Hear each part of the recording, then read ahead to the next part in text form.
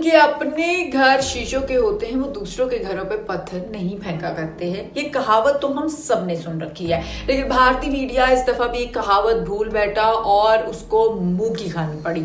रणजित रविंदर की इंजरी से लेके पाकिस्तान क्रिकेट टीम के चैंपियन ट्रॉफी के स्क्वाड पे शदीद तनकीद शुरू हो चुकी है और इस हवाले से ही तबसरा करने आज मैं यहाँ आई हूँ। तो अस्सलाम वालेकुम, मैं हूँ रानिया जावेद और आप देख रहे हैं पिच मी पाकिस्तान और आप सबको मैं वेलकम करती हूँ अपनी नई एपिसोड में। मैं आपको ये बता दूं कि ट्राई नेशन सीरीज का आगाज हो चुका है, जिसका पहला मैच हुआ पाकिस्तान न्यूजीलैंड के दरमियान लाहौर गजाफी स्टेडियम में। पाकिस्तान के लिए मैच अफसोसनाक रहा क्योंकि पाकिस्तान 78 रन से न्यूजीलैंड के हाथों हार गया। ना सिर्फ ये बल्कि रणजित रविंदर जो कि न्यूजीलैंड के ऑलराउंडर भी हैं, खुशदिल शाह के फुल टॉस शॉट से जख्मी भी हो गए। अब आप लोग ये सोच रहे होंगे कि इसमें इतनी ज्यादा एक्स्ट्रा ऑर्डिनरी बात क्या है। खिलाड़ी तो खेल के दौरान जख्मी होते ही रहते हैं, लेकिन ये बात भारतीय मीडिया को बिल्कुल भी समझ नहीं आ रही है क्योंकि वो आपे से बाहर नहीं बिल्कुल पागल हो चुके हैं।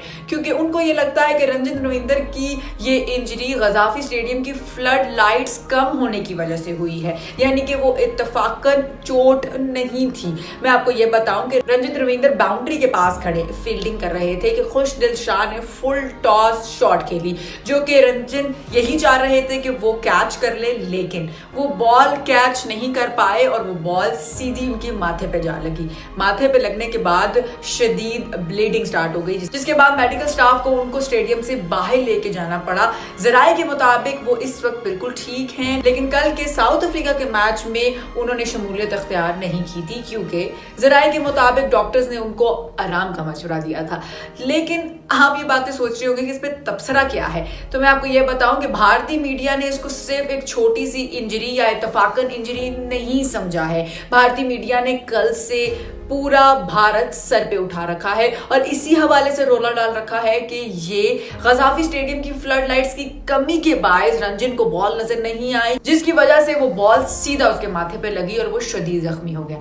मैं आपको ये बता दूं कि ये बयान न्यूजीलैंड के किसी भी प्लेयर का नहीं है, ना ही उनके कप्तान का है, ना ही उनके बोर्ड का है। ये बयान है भारतीय मीडिया का।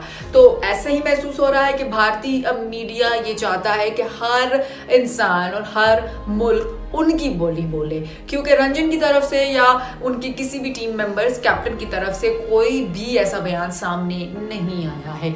मैं आपको ये भी बताऊं कि ट्विटर यानी कि एक्स पर भी एक कोल्ड वॉर पाकिस्तान इंडिया के फैंस के बीच में जारी हो गई और ये कोल्ड वॉर इसी वजह से हो रही है कि दोनों ममालिक के फैंस आपस में लड़ पड़े हैं, क्योंकि भारतीय क्रिकेट फैंस को यही लगता है कि चैंपियन ट्रॉफी अब पाकिस्तान में नहीं होनी चाहिए और ये शिफ्ट हो जानी चाहिए दुबई में, क्योंकि बकौल उनके कोई भी प्लेयर पाकिस्तान में सेफ नहीं है।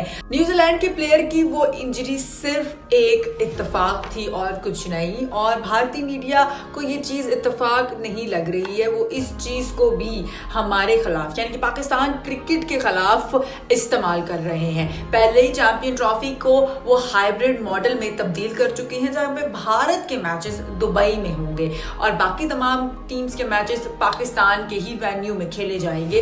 भारतीय मीडिया ये भी क्लेम करती है कि कोई भी प्लेयर उनका यहाँ पर सेफ नहीं है। तो उनको मैं ये बताती चलूं कि आप जैसे मिस इन्फॉर्मेशन फैला के अपनी नाजरीन को गुमराह कर रहे हैं, हम अपनी नाजरीन को गुमराह नहीं होने देंगे। इसलिए मैं इस वीडियो के साथ आई हूँ ताकि नाजरीन को ये पता चल सके कि वो सिर्फ और सिर्फ एक इत्तेफाक था। साथ ही साथ भारतीय मीडिया के ये ओछे और गंदे हथकंडे कोई पहली दफा के नहीं है। जब भी पाकिस्तान से मैच होता है या पाकिस्तान के साथ सीरीज होती है या कोई भी वर्ल्ड कप या कोई भी इतना बड़ा आईसीसी का टूर्नामेंट होता है, उससे कबल ये इस तरह की छोटी और चीप हरकतें करना शुरू कर देते हैं। आपको मैं ये भी बता दूं कि उनका ये भी मानना है कि अब चैंपियन ट्रॉफी को शिफ्ट हो जाना चाहिए। इंडियन मीडिया को तो मैं मीडिया भी नहीं मानती हूँ, क्योंकि वो सिर्फ और सिर्फ कार्टून नेटवर्क वाली हरकतें कर रहे हैं। ना ही उनके पास कोई एक्चुअल न्यूज होती है और ना ही वो फैक्ट्स के ऊपर बात करते हैं। दूसरों पे तबसरे तजिए तनकीद करने वाले अपनी कलकत्ता स्टेडियम के भी हालात एक दफा देख ले।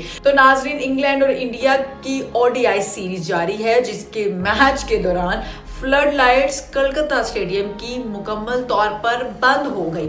इतना अंधेरा हो गया कि साइड पे खड़ा शख्स तक नजर नहीं आ रहा था और इस वजह से आधा घंटा मैच भी डिले हो गया। और उसके बाद भी इंडियन मीडिया की ऑडेसिटी देखिए कि ये बातें हमें कर रहे हैं। हमारी ना फ्लड लाइट्स खराब हैं और ना ही आप लोगों की तरह दिमाग खराब है। दूसरी बात मैं आपको यह भी बता दूं कि अपनी नाजरीन को गुमराह करना भी इनकी फेवरेट हॉबी है, क्योंकि जैसे मैं पहले कह चुकी हूं कि ना इनके पास फैक्ट्स होते हैं और ना इनके पास एक्चुअल न्यूज होती है। ये सिर्फ किसी भी चीज को उठा के उसका राय का पहाड़ बना देते हैं। तो आप लोगों को परेशान होने की जरूरत नहीं है नाजरीन, क्योंकि हम यहाँ बैठे हैं आपको गुमराही से बचाने के लिए। अब बात कर लेते हैं चैंपियन ट्रॉफी के हवाले से, यानी कि पाकिस्तान ट्राई नेशन सीरीज का पहला मैच न्यूजीलैंड के खिलाफ बुरी तरीके से हार चुका है। यही स्क्वाड चैंपियन ट्रॉफी भी खेलेगी, लेकिन चैंपियन ट्रॉफी भी खेलेगी और लोगों ने अब इसके हवाले से बहुत ज्यादा कंसर्न शो करना शुरू कर दिया है कि अगर यही स्क्वाड रहा और यही परफॉर्मेंस रही तो चैंपियन ट्रॉफी तो हमारे पास आते थोड़ी मुश्किल ही नजर आ रही है। मैं आपको ये बताऊं कि ट्राई नेशन सीरीज के पहले मैच जो न्यूजीलैंड के साथ हुआ, न्यूजीलैंड को अब तक बहुत ही ज्यादा वीक टीम कंसिडर किया जा रहा था, लेकिन कल भी मैच वो जीते, पाकिस्तान से भी वो मैच जीते, तो कहीं से भी वो वीक तो नजर नहीं आ रही। इस वक्त जो सबसे ज्यादा वीक नजर आ रही है वो पाकिस्तान नजर आ रहा है, क्योंकि बैटिंग, बॉलिंग और फील्डिंग तीनों डिपार्टमेंट्स में बहुत ज्यादा कमियां नजर आ रही हैं। अब बात सोचने की ये है कि इस कमियों को पाकिस्तान ने पूरा किस तरह करना है। आपको ये बताऊं कि तैयब बैटिंग की बात कर ले, आपका मिडल ऑर्डर, फिर again it's big question mark on that middle order. Middle order में हमारे पास कोई भी ऐसा अटैकर नहीं है जो कि मैच को संभाल सके। न्यूजीलैंड के खिलाफ सिर्फ एक ही बंदा बैटिंग करता नजर आया और वो वन मैन शो लग रहा था। फखर जमान की बात हम कर रहे हैं। एक मजे की बात आपको ये बताऊं कि ये पीसीबी इनको सेंट्रल ऑफ कॉन्ट्रैक्ट में भी शामिल नहीं कर रहे थे, क्योंकि इनकी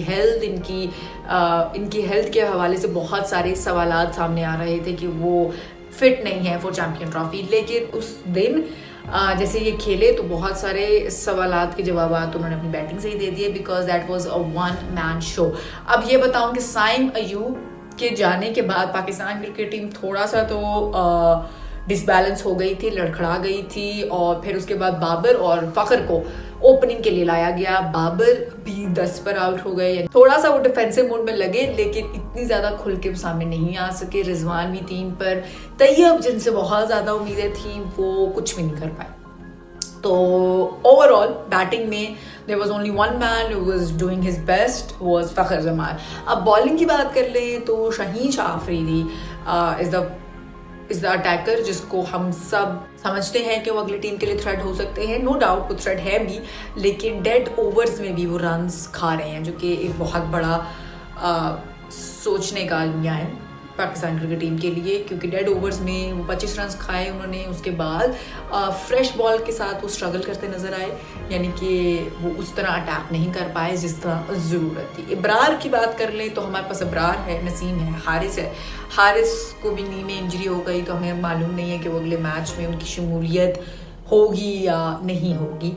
दूसरा, इब्रार ने विकेट्स ली, लेकिन वो थ्रेडिंग हमें उस तरह नज़र नहीं आए और मुझे नहीं लगता कि वो अगले किसी भी मैच में अगली टीम के लिए थ्रेड बन सकते हैं। अब अगला लाएमल पाकिस्तान के लिए क्या हो सकता है? अब बैकअप में पाकिस्तान के पास क्या है? तो मेरी समझ के या मेरे ज़राए के मुताबिक तो बैकअप पाकिस्तान के पास इस वक्त कोई भी बैकअप बॉलर नहीं है जो कि थ्रेड बन सके अगली टीम के लिए, जो कि अटैक कर सके। और अगर यही परफॉर्मेंस रही तो 2 हफ्ते रह चुके हैं चैंपियन ट्रॉफी के लिए, तो 2 हफ्तों में पाकिस्तान की क्या स्ट्रैटेजी होनी है, वो किस तरह टीम को लेके जाएगा, वो देखना बहुत ज़रूरी है। और कप्तान रिजवान बहुत ज़्यादा काम कूल पर्सनालिटी के मालिक हैं।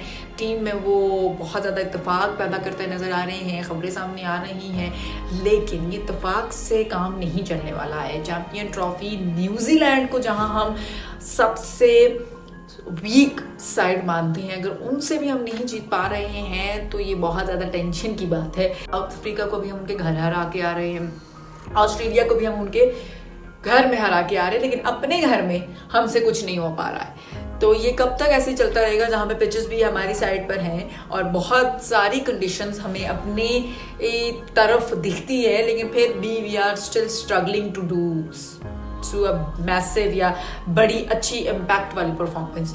तो ये सब कुछ अब देखना है और सबसे ज़्यादा जो काम करना है वो हमने अपने बॉलिंग, काम तो बैटिंग भी करना है, बट बाबर और फ़खर ये है कि इनकी पार्टनरशिप अगर चल जाए तो बहुत हद तक पाकिस्तान बड़ा रन स्कोर दे सकता है। लेकिन बॉलिंग की जहां बात की जाए तो शाहीन के अलावा कोई भी डिफेंसिव मूड में, अटैकिंग मूड में इस वक्त नज़र नहीं आ रहा है। तो पाकिस्तान को बॉलिंग डिपार्टमेंट में काम करना बहुत ज़रूरी है। तो नाजरीन, आज की वीडियो के लिए इतना ही, जहां पे भारतीय मीडिया के पागलपन को थोड़ा सा हमने डिस्क्राइब किया और हम उम्मीद करते हैं कि अब अपने उस पागलपन को थोड़ा सा कंट्रोल करेंगे, लेकिन मुझे पता है कि ये उम्मीद पर हमारे पानी ही फेरेंगे।